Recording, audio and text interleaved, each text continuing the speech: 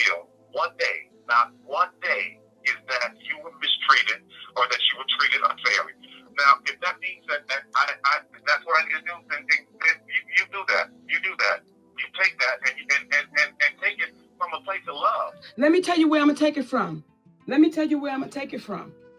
I'm going to take it from it's business. And I'm going to take it from my brother saying, listen, yo, this is what y'all was supposed to get.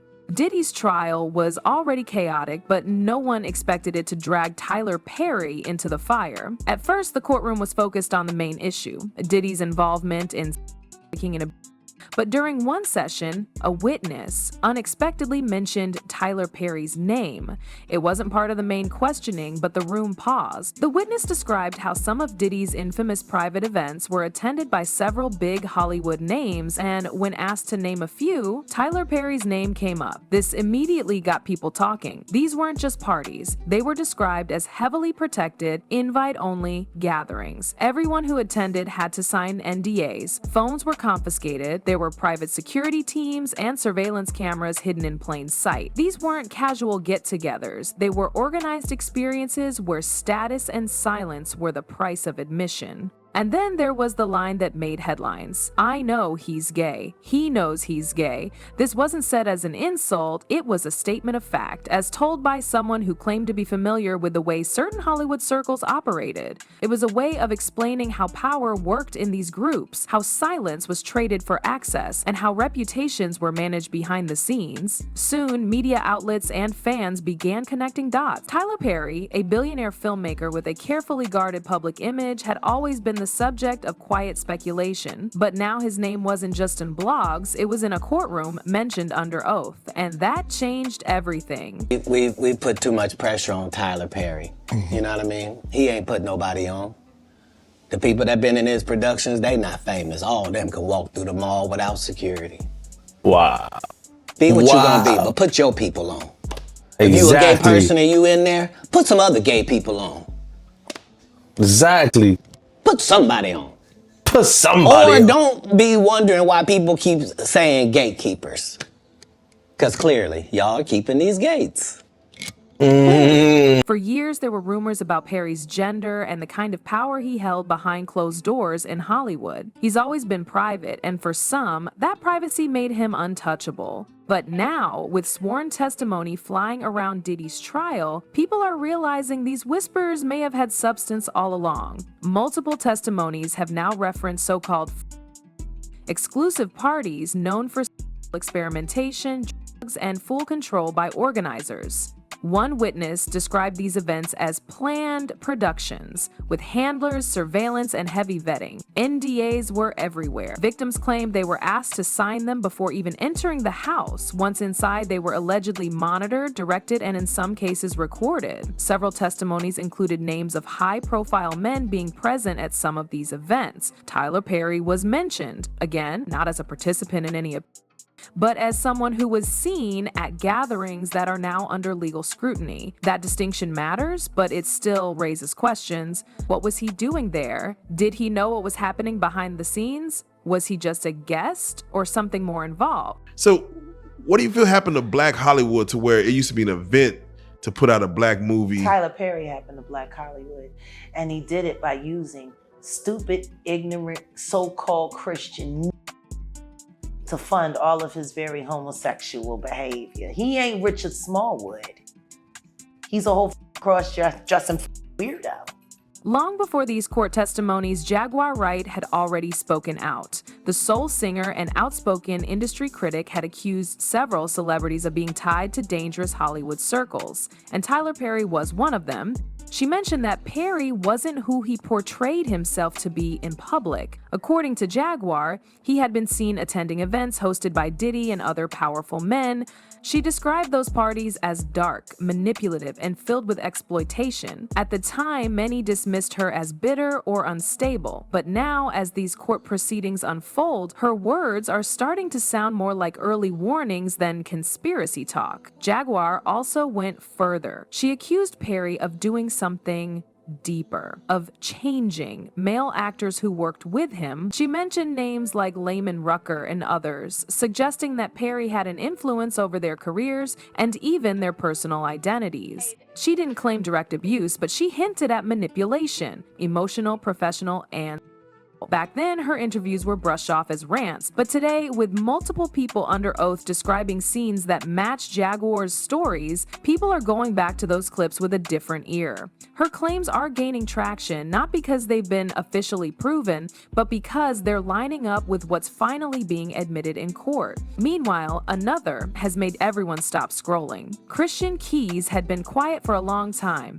Known for his work in several Tyler Perry productions, he was often seen as one of those actors who played the game and stayed out of the drama. But then, he posted a cryptic video that changed everything. In the short clip, Keys didn't name anyone directly, but his words were heavy. He talked about being harassed by a powerful man in the industry, someone who was respected, someone who had the influence to ruin careers. Keys said he had been keeping things to himself for too long, but now he was tired. He hinted that he had been followed, threatened, and pressured to stay quiet. Then he said something that made everyone sit up. I've got the receipts. My lawyers have everything. And if anything happens to me, it's all coming out. The internet exploded. Fans immediately began pointing fingers, and one name kept popping up was Tyler Perry because of their past professional ties. Keys had worked closely with Perry in the past, starring in shows and movies under the Tyler Perry Studios banner. People started reviewing old interviews and press runs where Keys seemed distant or even uncomfortable. The dots were connecting fast, whether fair or not. The buzz grew louder when Perry's team was reportedly contacted for comment. That's when things got even messier. Instead of ignoring it, Perry decided to respond publicly. Rumor that have been going on about my relationship status, let me make it clear to you all. I'm not gay. For those of you spreading rumor Jalla Kelly because you find out I'm gay, that's a big lie. Because I saw you at a Diddy party, Tyler. And you were having a glorious time.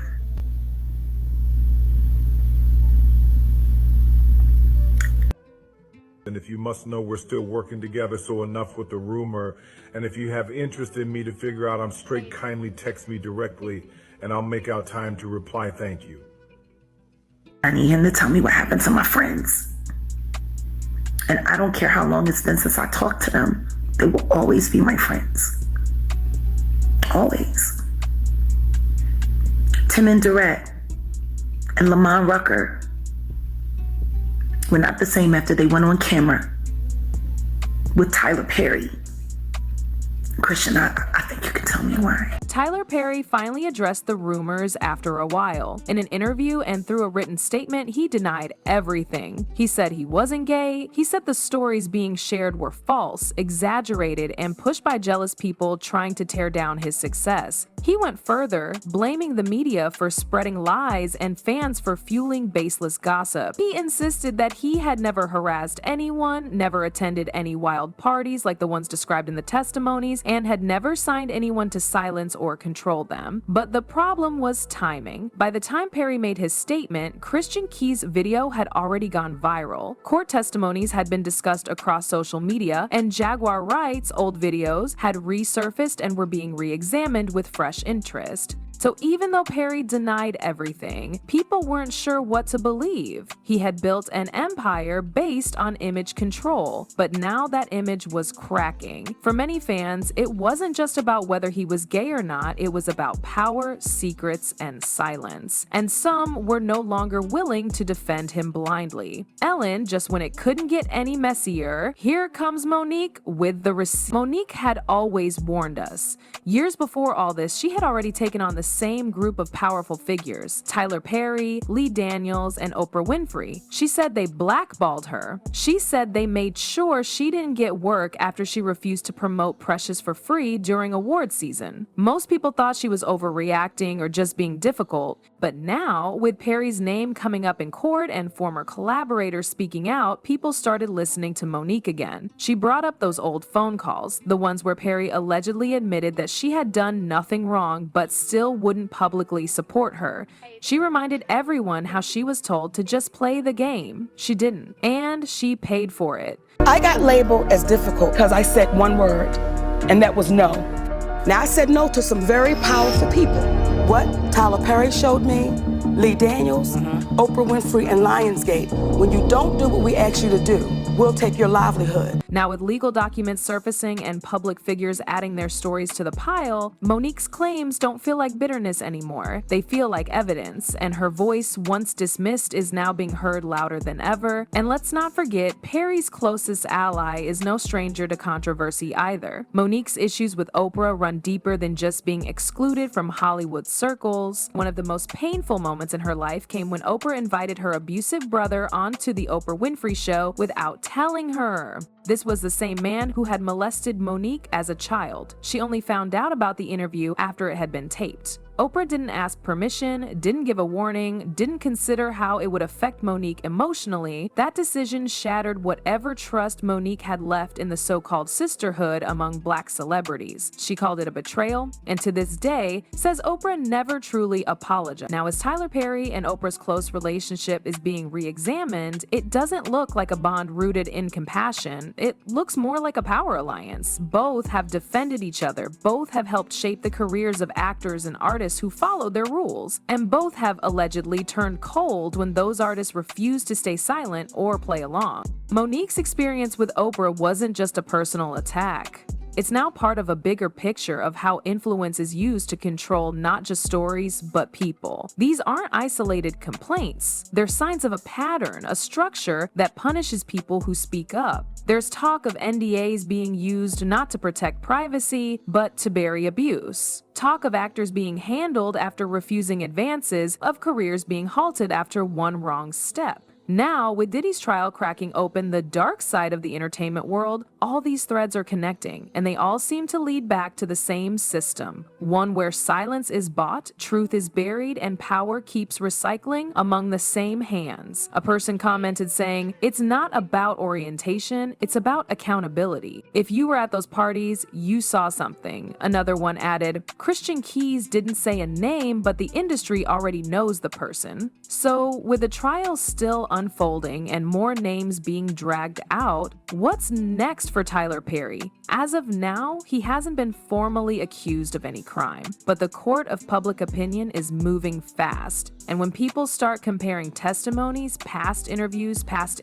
and portmanteau from the Victoria's story and resurfaced videos, it gets harder to look away. Christian Keys said he had proof. If he drops those receipts, everything could change. Monique, empowered by renewed support, might finally say what she's been holding back. And as more people step forward, Perry's denials may not be enough to silence the noise. People want answers, and some are no longer satisfied with clean PR statements. Do you think Tyler Perry is hiding something? Or is he just a scapegoat caught in Diddy's storm? Drop your thoughts in the comments, and don't forget to like and subscribe for more updates.